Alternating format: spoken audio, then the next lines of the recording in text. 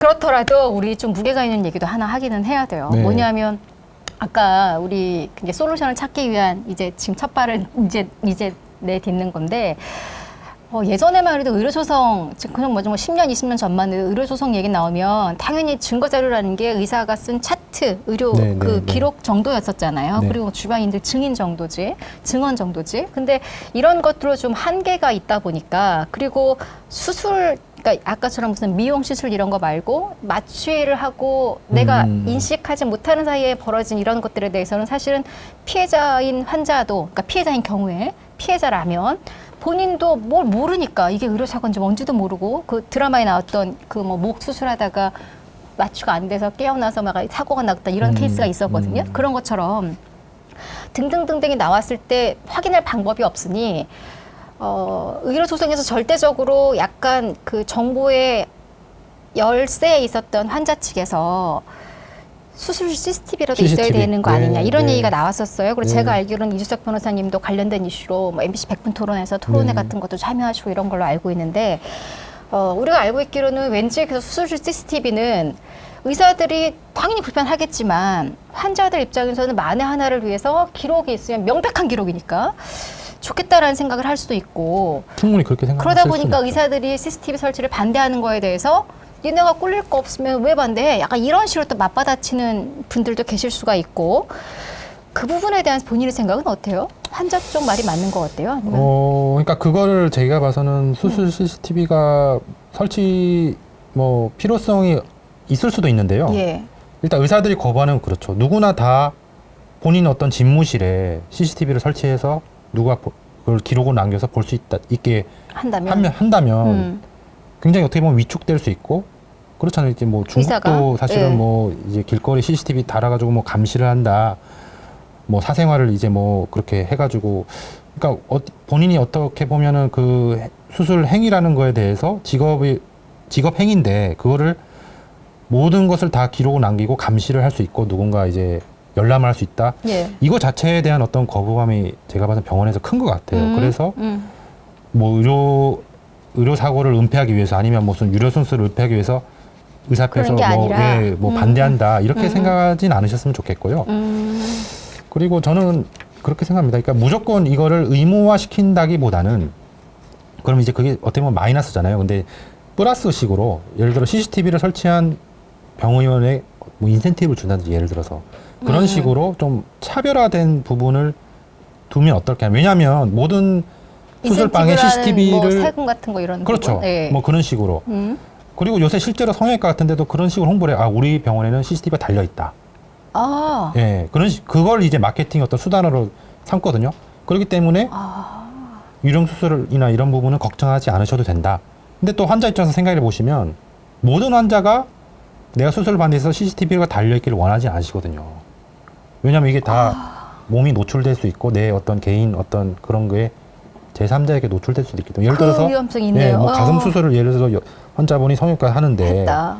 그거를 뭐 CCTV 녹화를 의료사고에 대비해서 했으면 하는 분이 있는 반면에 그 생각을 못했어요. 예, 어떤 뭐 젊은 여성분 미혼인 여성분 같은 경우는 그렇지. 누군가 그거를 왜냐하면 그 영상이 녹화돼 가지고 어딘가 있다는 거니까. 예, 파일이. 제3자에게 뭐 유출될 수도 있고 만에 하나 예. 누군가 볼 수도 있는 것이고 그거를 아니면 여자분들 같은 경우 미혼인 여자분들 같은 경우 성형외과 같은 데는 가명으로 가시는 분 많아요. 같다라는 것 자체가 또 싫으신 분들. 가짜다라는 걸 누가 아는 게 싫은 거예요. 그래서 이준석이 아니라 뭐 다른 암흑의 이름을 대가지고 다른 정보를 이렇게 성형외과는 그렇게 해도 돼요?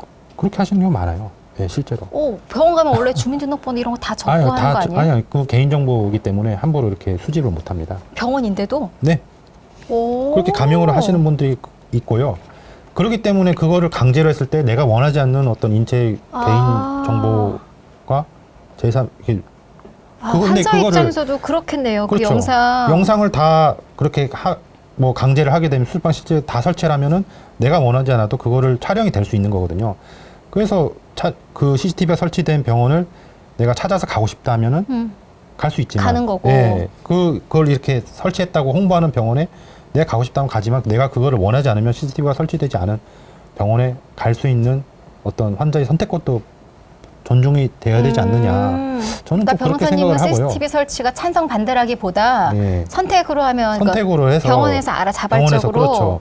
그걸 일종의 마케팅으로 쓸 수 있도록. 그렇죠. 근데 우리 입장, 그러니까 환자들 입장에서는 그러니까 성형이 아닌 경우들도 있고 성형도 다 포함해서 이야기했을 때 사실 그 CCTV를 원하는 건 사고가 났을 때를 감안해서 생각을 그렇죠. 하는 근데 거잖아요. 그 사고라는 게 전 솔직히 그렇게 생각해요. 과연 뭐 수술 1000건 했을 때 한 건 있을까 말까? 그럼 나머지 999건 사고가 안 나는 건데 그걸 위해서 과연 CCTV를 설치를 하는 것이 과연 어떤 의료사고, 예를 들어 의료사고가 냈을 때 CCTV가 설치됐다고 해서 그게 더 의료사고 입증에 뭐 더 효율적일까? 저는 그는 어떤 비용 대비 잃는 것보다 그러니까 얻는 것보다 잃는 게 더 많을 것 왜냐면 같다. CCTV를 의무화해서 다 설치하려면 누군가 이제 돈을 들여서 그렇게 다 해야 되고 왜냐면 그게 또 설치만으로 끝나는 게 아니잖아요. 그 영상을 데이터를 또 관리해야죠. 그렇죠. 데이터를 예. 보관하고 관리하고 관리하는 것도 그게 있어야죠. 제3자에게 유출되면 큰일 나기 때문에 왜냐면 이제 그런 일반 성형외과 이런 데 같은 경우는 가끔 뭐 해킹 사고 이런 게 있어요. 있겠어요. 네, 뭐 차트 환자 차트를 누군가 해킹했다. 근데 그 영상을 누군가 해킹했다고 생각해 보세요. 얼마나 아니 그러고 보니 진짜 그런 영상들은 특히 그러니까 성형이 아니어도 의료 기록 같은 것들은 영상 자체가 이제 완벽한 기록이다 보니까 그렇죠. 이게 잘못해서 그렇게 영상이 외부로 나갔을 때 역으로 그렇죠. 이게 더 범죄에 범죄 악용될 이용될 수도 있고 있겠네요. 뭐 대학병원급이야 이제 뭐 그런 시스템이 잘 갖춰져 있겠지만 뭐 의사 한두 명 있는 그런 그러니까요. 병원에서 아니 대학병원도 사람이 하는 일을 또 모릅니다. 예. 그게 과연 뭐 제대로 관리가 될까? 저는 그런 부분에서 조금 회의적이에요. 근데 사실은. 또 그렇게 안 좋은 것만 보기에는 그럼 이거 그런 CCTV가 아닌 다른 대안이라도 있어야 이를 대리 그러니까 저는 뭐 의료 사고 이런 것의 어떤 증거로서의 그거보다는 환자들이 제일 또 요새 성형 수술 하시는 경우에는 이제 대리 수술, 뭐 유령 수술 이런 게 사실 좀 이슈가 됐잖아요. 그게 그러니까 좀 많군요. 그렇죠? 예. 그렇죠. 근데 요새는 그래도 많이 좀 자정 성형외과 의사의 차원에서 자정 활동도 있고 그게 만약에 좀 알려지다 보니까 좀 자제를 하긴 하는데 그래서 저는 뭐 그런 어떤 CCTV를 의무화하는 것도 하나의 방법일 수는 있지만 그거보다는 그런 경우가 만약에 어떻게 뭐 적발이 됐다 했을 때 정말 다시는 의사생활을 못하도록 처벌이나 이런 부분을 좀 강화할 필요가 있지 않을까. 그거는 왜 그렇게 법이 개정이 안 돼요? 저는 너무 신기하던데 의료 사고 명백히 내서 처벌을 받은 사람이 또 뭐 얼마 지나면 다시 의사할 수 있고 뭐 그렇더라고요. 그렇죠. 그게 이제 그렇습니다. 이게 면허 취소라는 게 있어도 3년 후 재발급이 가능하도록 돼 있어요. 그거 왜 그러는 거예요? 그 사람도 먹고 살아야 되니까 봐주겠다 이런 그런 법의 어떤 그래서 이제 재발급 신청을 그래도 요새는 이제 보건복지부에서 옛날보다는 재발급을 좀 엄격하게 심사를 하는 것 같아요. 그러니까 3년 지난다고 무조건 재발급을 해주는 게 아니라 봐서 이 사람이 과연 다시 의사도 해도 될 만한 근데 뭐 그냥 일반적인 그런 뭐 의료 행위가 아니라 성범죄나 이런 거에 관련된 면허 취소됐다 이러면 좀 옛날보다 엄격하게 하는 것 같아요. 그런 것도 본 것 같아요. 어찌 마취되어 있으니까 그 수술 맞아요. 그런 분들은 사실 의사하면 안 되죠. 다시. 근데 또 그런 얘기 들으면 CCTV가 진짜 있어야 될 것 같고 그렇죠. 이거 아무도 모르는 사이에 벌어진 일이잖아요. 근데 진짜 아까 제가 뭐 자꾸 그걸 뭐 반대 입장에서 얘기하는 것 같지만 그 영상이 오히려 그러네요. 그런 좀 안 좋은 쪽으로 유통되고 그러네요. 그런 좀 진짜 그러네요. 성범죄를 할 정도의 비윤리적인 의사라면 오히려 그 CCTV를 그렇겠네요. 본인이 어떤 뭐 그런 성적 욕구를 만족시키는 그렇겠네요. 뭐 어떻게 보면 극단적인 거지만 좀 진짜 근데 어려운 부분이다 그러면 그렇죠. 근데 어려운 부분이라고 해도 대충 결론 난 거 아니에요? 내년 9월 언제부터 이거 내년 하반기인가부터 이거 하는 거? 그렇기는 한데 그게 제가 봐서는 뭐 당장 그렇게 모든 병원에 다 설치하기 쉽지 않을 것 같아요. 현실적으로. 아직까지 그 세부 안은 조정 중이죠. 네, 그런 걸로 알고 있고요. 뭐 설치가 안 됐다고 그걸 당장 어떤 불이익을 의사한테 하기는 왜냐하면 예산 문제도 있고 그게 또 병원이 워낙에 많기 때문에 그거를 CCTV 설치되는지 안 되는지를 일일이 다 확인하기도 좀 힘들거든요. 천신마취하는 이런 병원들 대상으로 일단 한다는 거 들은 것 같은데 문제는 저도 찾아보니까 내년부터 시행이라고 해서 찾아봤더니 복지부에서 내년 예산안에 CCTV 설치 관련된 예산을 편성을 안 했다 그러더라고요. 어쩌자는 거지? 그러니까요. 싶기도 하고. 그걸 병원에 다 해라? 그러니까 그거는 조금 강제하면서 병원에서 니네가 해라라는 거는 그럼 어떻게 해야 되는 건지도 그렇고. 이게 좀 현명한 해결이 좀 필요할 것 같습니다. 하라는 건지 말라는 건지 참 보는 사람들 답답하니까 그러니까 그거를 저는 아까 말씀드린 대로 했으면 그거를 자기들이 어떤 홍보 효과로 뭐 이렇게 홍보하는데 도움이 될 수 있기 때문에 예. 그거를 뭐 적극적으로 CCTV를 설치하면 어떤 점이 좋다. 이런 부분은 장려를 해야지. 너 안 하면 처벌한다. 이러면 오히려 그렇잖아요. 반발이 생길 수 있잖아요. 생기죠. 그거를 할까 말까 이렇게 고민하는 사람들도 너 안 하면 처벌해? 이러면은 이렇게 그럼 내가 굳이 왜 해? 이런 식으로 나올 수도 있거든요. 그래서 CCTV 설치했더니 이런 점이 좋다. 뭐 아니면 너한테 어떤 뭐 인센티브 식으로 아까 말씀하신 뭐 세금 감면이라든지 아니면 수가를 좀 더 쳐준다든지.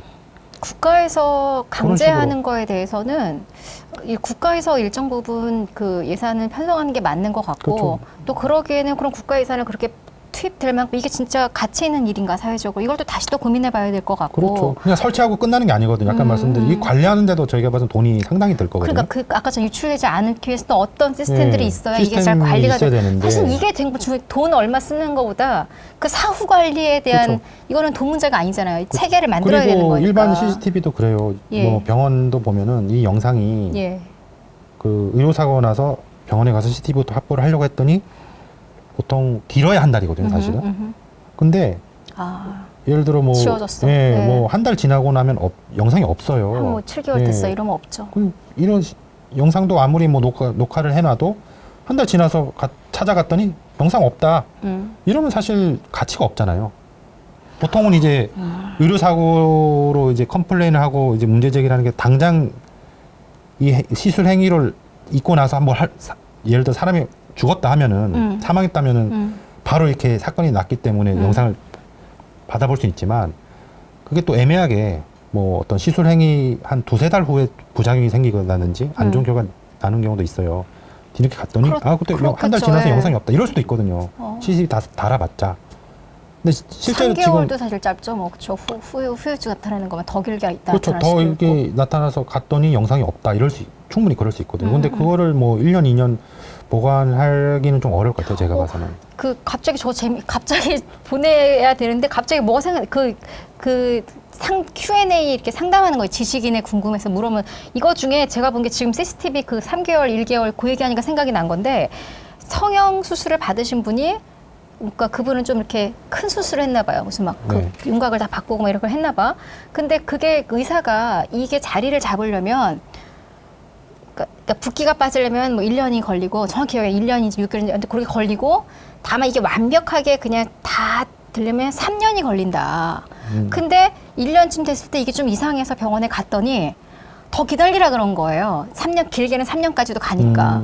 근데 3년이 지났는데 나중에 이건 아니다 싶었는데 그거는 진짜 뭐가 3년 전 걸 어떻게 찾아요? 그 CCTV가 있어도 그거는 3년 지났는 CCTV 영상은 없다고 보셔야 될 것 같아요. 근데 예를 들어서 그러니까 예를 들어 뭐 다른 좀 정형외과적인 수술 같은 거야 끝나고 바로 알 수 있는 거지만 이렇게 미용 시술 같은 것들은 시간이 한참 지나야 돼요. 이런 것들은 더더군다나 오히려 사실 의료 분쟁 CCTV가 필요한 건 미용 시술이 대부분인데 네. 오히려 이쪽에서는 더 어렵겠다는 생각도 문득 맞아요. 드네요. 그래서 저는 의료 사고의 저 설득됐어 변호사님한테. 쉽지 않을 것 같고요. 다만 이제 아까 전 CCTV 있어야 돼 이런 사람이었는데.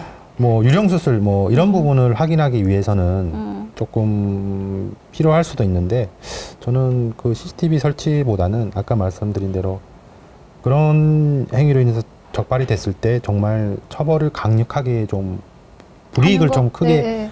저는 그건 좀 공감합니다. 그냥 너 유령 수술 할 수도 있으니 CCTV 달자 이러면은 보통 의사를 잠재적 범죄자로 이렇게 생각하는 걸 수도 있거든요. 내가 유령 수술 할 생각도 없는데 너 그렇게 할 수도 있으니 CCTV 달자. 이거는 조금 아닌 것 같아요. 그러니까 일부 의사들의 일탈을 이유로 다른 의사들한테 다 달아야 된다. 이거는 좀 너무 의사들을 좀 안 좋은 쪽으로만. 그 얘기는 다 맞아요. 그러니까 나는 정말 성실하게 정말 누구보다 환자들을 위해서 사명감으로 일하는 의사인데 왜 나까지 다 잠재적인 그 몇 명 일사라는 이상한 애들 때문에 전체를 이렇게 잠재적 범죄자를 만드냐. 이거는 사실은 말은 맞는데 또 정작 의사라는 직업은 또 워낙 정말 사람의 생명을 다루는 거기 때문에 일반 다른 직업과 똑같은 잣대를 적응하기는 좀 어려운 것도 같기도 해요. 그렇더라도 제가 좀 냉철한 판단을 하는데 도움이 된 건 뭐냐면 아까처럼 그 CCTV라는 게 정말 의사한테만 해로운 존재냐, 환자에게도 해로울 수 있다라는 거는 저의 새로운 시각이었고, 그리고 일반적으로 뉴스 봤을 때는 저도 모르게, 저뿐만이 아니라 많은 분들이 그러죠. 이게 내 일이 아니다 보면 깊이 있게 생각하는 한계가 있잖아요. 그러니까 CCTV 그러면 선악을 쉽게 나누잖아요. 의사들은 이거 싫어해. 일반인들은, 환자들은 원해.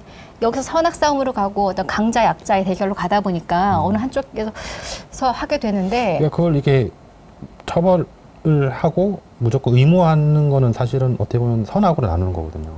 안 하면 안 된다. 저는 근데 경기도 살거든요. 예. 근데 지난 그 대선 후보로 나왔던 이재명 후보, 지금 이제 의원이시죠? 그분이 경기도지사셨잖아요. 네네. 이거 CCTV 문제가 막 있을 때 경기도가 먼저 CCTV 설치 뭐 이렇게 시범적으로 운영 막 이렇게 하신 적이 있어요. 그래서 맞아요. 경기도 저분은 역시 경기도. 약자를 위한 막 이런 생각을 했었는데 그럼 그분도 깊이 생각을 안 한 거야? 갑자기 내 정치적으로 또 끌어간다. 그건 정치적인 좀 이슈가. 그러니까 좀 글쎄요. 그분이 쉽게. 과연 뭐 환자 측만 생각해서 그런 걸 밀어붙이신 건지는 저는 사실 좀 개인적으로 의문입니다. 본인이 어떤 정치적 입지를 동명이인을 좋아하시는 성향이신가요? 아니, 그건 아닙니다.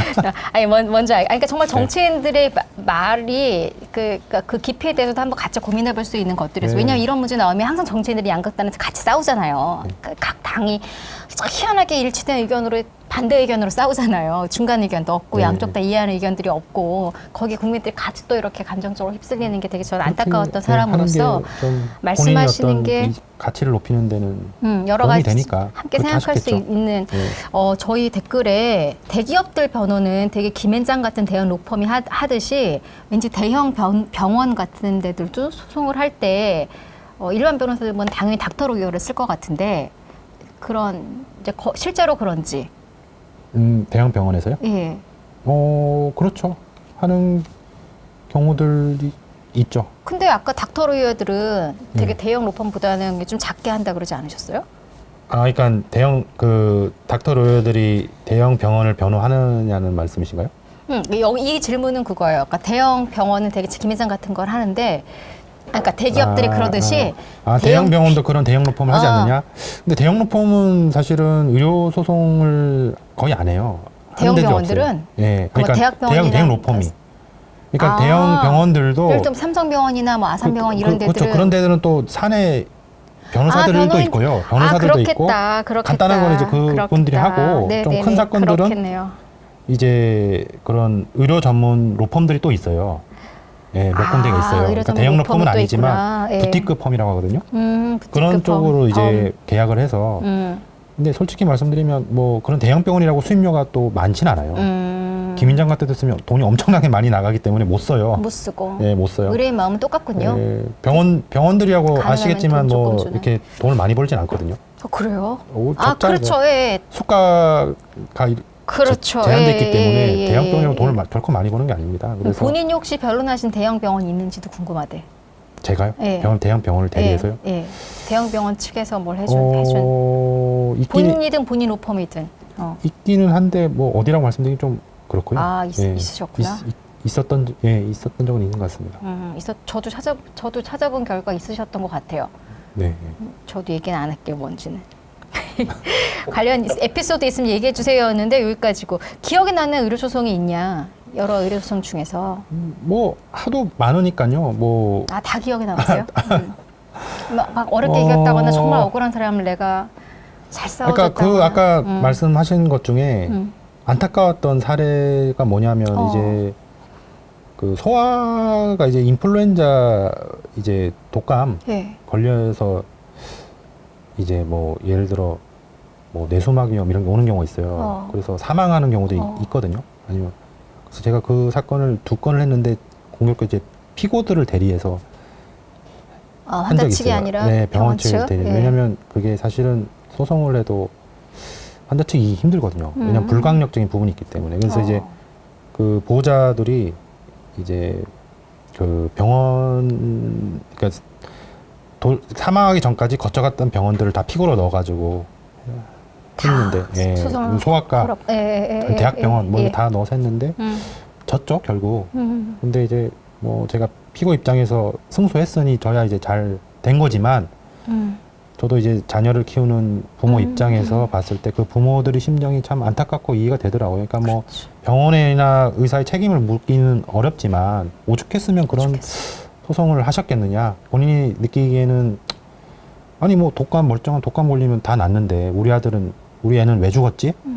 이런 의문이 들시기 때문에 소송을 하셨을 텐데 그게 사실은 법적으로 병원이 책임을 묻기까지는 좀 쉽지 않거든요. 아주 큰 잘못이 있지 않은 거예요. 근데 그런 잘못까지는 없었기 때문에 네 이제 환자 측이 보호자 측이 패소를 한 거죠. 근데 그런 거는 정말 좀 가슴이 아프다. 그렇죠. 그쵸? 가슴이 아프죠. 네. 제가 변호사로서는 저는 이제 뭐 잘 된 거지만 환자나 보호자의 입장에서 봤을 때는 자녀 이런 것도 억울한데 그렇잖아요. 소송까지 패소하고 또 이제 잘못하면 또 피고 측 변호사비도 물어줘야 되고 이런 돈을 떠나서 부모 그렇죠. 입장에서는 어떻게든 돌이킬 수 없는 안타까운 사고지만 얘를 의료 사고가 아니었어. 그럼 다시 또 부모 그렇죠. 입장이니까 다 그럼 내가 잘못했나 그렇죠. 또 이렇게 또 더 가슴이 또 아플 수도 있잖아요. 그렇죠. 내가 조금만 더 잘했으면. 그러니까 의료 사고라고 해서 다 손해배상이 인정되는 건 아니에요. 왜냐하면 의료 사고 중에서도 이제 의료 과실이 있어야 손해배상이 인정되는 거거든요. 과실이 없는 단순 사고는 손해배상 책임이 인정되지 않기 때문에 그런 사례를 보면 참 안타깝죠. 제가 이제 피고 입장에서 하게 되면은 네. 알겠습니다. 오늘 이제 마무리하면서 제가 대화하면서 느낀 거는 역시 드라마는 드라마구나. 이제 드라마에서는 저는 의료 분쟁 이거를 성형외과랑 이렇게 연결해서 생각을 못하고 드라마를 본 거예요. 되게 일반적으로 어디 아픈 사람들 갔을 때 뭐 그런 것들도. 저도 개인적으로는 미용실을 많이 하셔가지고 때문에 분쟁이 많아요. 그런 것 같습니다. 네. 얘기를 들어보니까 현실판 닥터 로이어들은 어쩌면 그런 외과적인 수술 분쟁보다는 이쪽이 훨씬 많겠다라는 생각도 들고 또 당연히 건수를 봐도 그래야 먹고 살 수 있을 것도 같고 그런 게 많지 않으면 닥터 로이어 그렇죠. 수도 늘지 않을 것 같고 닥터 로이어가 수가 는다라는 건 또 그쪽을 찾는 그 의료인들이 많다라는 거잖아요. 그러니까 아무래도 네. 이제 의사들도 이제 그런 외과 수술만 하면 자기 먹고 살기 힘드니까 그런 미용 시장에 많이 진출하잖아요. 그렇죠. 네, 의사들도 그렇죠. 성형외과 전문의가 아니어도 그렇죠. 하시는 분들 굉장히 많잖아요. 예, 요새는. 그렇죠, 산부인과 그렇죠. 예. 보드 따고도 그런 거 많이 하시거든요. 네. 그런 걸 많이 하면은 당연히 사고도 많이 생길 수밖에 없고 그렇죠. 그럼 당연히 분쟁이 많이 생길 수밖에 없고 그런 쪽으로 이제 변호사를 찾게 되고 그렇게 되는 것 같습니다. 그러네요. 어쩌면은 의료 소송이 더 그러면 작은 것들이 더 많을 수도 있겠다는 그렇죠. 생각도 저는 지금 말씀하면서 냉철하게 판단하게 됐습니다. 네. 변호사님이랑 상담을 1시간 반을 하면 되게 의뢰 그 비용 상담 비용은 얼마입니까? 노코멘트인가요? 예, 그 영업 비밀입니다. 제가 왠지 저희가 왠지 그 출연료를 좀 싸게 잘 상담을 한 것 같은데 이 보람이 들면서 사실 거마비도 안 되는데 원래 오느라 너무 힘들어요. 그래 이 정도예요? 그 어떻게 해야 되나? 그렇다고 제가 의뢰인이 돼서 갈 생각은 전혀 없기 때문에 저 찾아오시면 그냥 안 좋은 겁니다. 그러니까 네. 알겠습니다. 그래도 그 힘드시겠어요. 저는 항상 변호사가 정말 그 어려운 직업, 그러니까 예전에 우리 뭐 3D 직종 뭐 이런 거 있었잖아요. 그런 거 중에 저는 하나라고 생각해요. 예. 근데 저는 의사들을 많이 보니까 의사가 진짜 힘든 직업이구나 이렇게 생각하거든요. 모르는 사람들은 의사 보면 돈도 잘 벌고, 맞아, 막 되게 일단은 맞아. 좋아 보이지만 일단 저는 성공 이렇게 가잖아요. 뭐 이렇게 환자한테 시달리고 이런 의사들을 워낙에 많이 봐서 그러신가 보다. 예. 그분들이 막 보면은 되게 힘들어 보이고. 저도 응급실에서 응급의학과라 그러나? 잘 모르겠는데 아무튼 응급실에서 이렇게 하는 의사 중에 아는 사람, 지금은 연락 안 하는 예전에 알던 분이 있는데 그분은 아까 그 진상 환자라고 표현하셨잖아요. 그 양반 표현이에요. 더 심한 표현을 썼어요. 그래서 저는 그때는 이게 뭐 아파서 오는 환자한테 아무리 그래도 저렇게 응급실에 계시면 더더욱 그럴 수밖에 없죠. 뭐 술 취해서 오는 사람, 뭐 별의별 사람이 다 있거든요. 그냥 그렇대요. 그래가지고 밤에 응급실 딱 한번 하룻밤만 딱 해보면 다시 하고 싶지 않을 겁니다.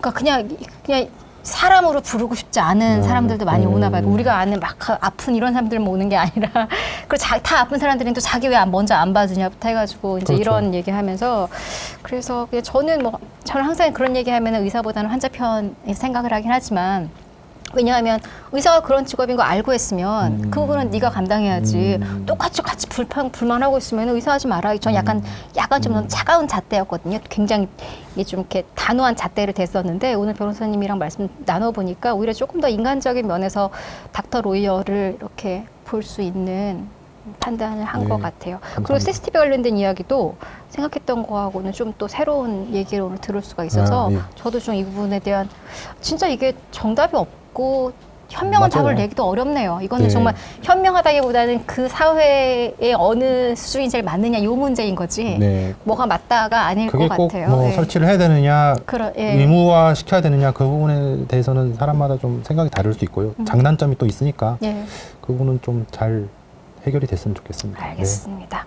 오늘 긴 시간 함께 해주셔서 감사드리고 아유, 감사합니다. 가실 길 생각하니까 또 괜히 아유, 걱정되고 미안하네. 괜찮습니다. 날씨가 이래가지고 그렇죠. 그래도 우리 그래도 이렇게 약간 화기애애하게 이야기할 수 있는 것 자체가 또 우리가 얼마나 다행이에요. 워낙 네. 피해가 지금 커가지고 그러니까요. 걱정이 아유, 많더라고요. 뉴스 잘 좀 보기가. 수습됐으면 좋겠습니다. 그렇습니다. 네. 근데 감사드리고 저희 더 솔루션 구독자님들께 인사 한마디 해주시죠. 아유, 오늘 뭐 제가 사실 준비를 별로 못해서 말을 제대로 못한 것 같기도 한데 좀 즐거우셨으면 다행이라고 생각이 들고 다음에 또 기회 되면은 또 찾아뵙겠습니다. 저희 방송은 빈말이 없습니다. 그 얘기가 다 실방으로 지금 그런가요? 나갔습니다.